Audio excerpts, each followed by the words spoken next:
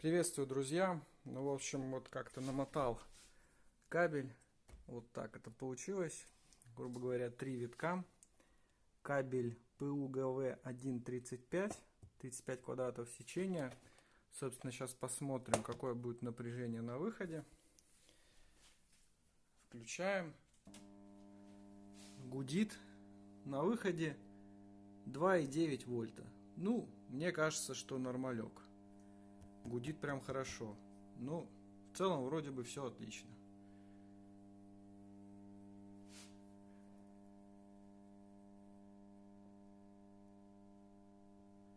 Можно собирать сварочник дальше.